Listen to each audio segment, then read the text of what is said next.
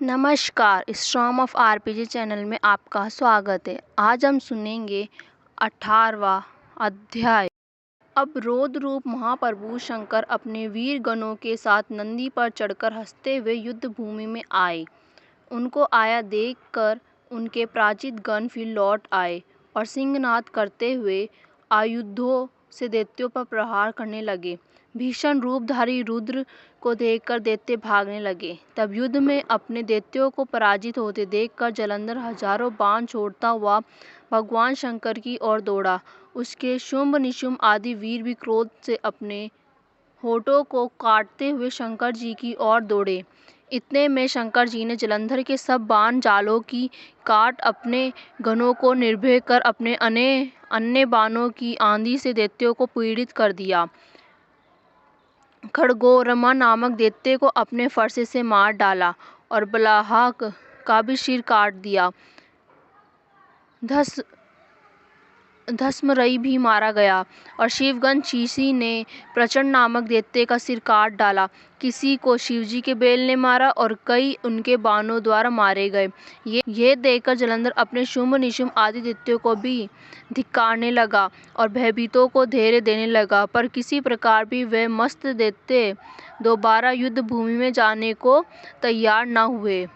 दैत्य सेना ने पलायन शुरू कर दिया। तब महाक्रुद्ध जलंधर शिवजी को अपनी ओर ललकारने लगा।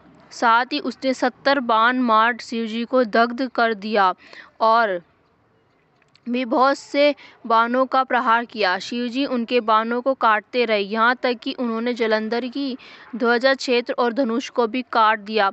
फिर 7 बाण मारकर उनके शरीर में आघात पहुंचाया। धनुष के कट जाने से जलंधर ने प्रचंड बाण मार कर उनकी गदा के टुकड़े कर दिए। तब उसने समझा कि शिव मुझसे बलवान है, अतः उसने गंधर्वी माया उत्पन्न कर दी। अनेक गंधर्वी अप्सराओं के गण पैदा हो गए। बीना और मृदंगा अप्सराओं के गण पैदा हो गए। बीना और मृदंगा आदि बाजों के साथ नृत्य व गान होने लगा। इसमें अपने गणों सहित रुद्र भी मोहित हो गए। उन्होंने युद्ध बंद कर दिया। फिर तो काम से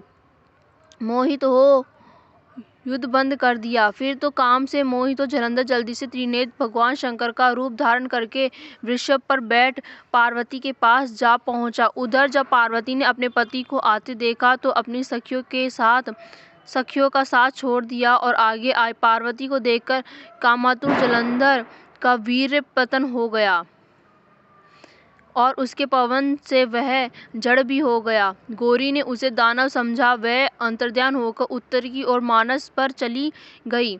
वहां पार्वती को देखकर जलंधर फिर शिवजी की ओर लौटा। उधर पार्वती जी ने भगवान विष्णु को बुलाकर दैत्य का वह कृत्य कहा और ये प्रश्न किया कि क्या आप इससे अवगत हैं। भगवान विष्णु ने हाथ जोड़कर उत्तर दिया, आपकी कृपा से मुझे सब कुछ ज्ञात है। हे माँ, जो आज्ञा हो पालन करूं। जगत माता ने विष्णु जी से कहा, उस दैत्य ने जो मार्ग खोला है उसका अनुसरण उचित है। मैं तुम्हें आज्ञा देती हूँ कि तुम जाकर उसकी स्त्री का पतिव्रत भ्रष्ट करो, वह दैत्य तभी मारेगा। पार्वती जी की आज्ञा पाते भगवान शिवजी माँ की आज्ञा शिरोधार्य कर छल करने के लिए जलंधर के नगर की ओर गए। धन्यवाद।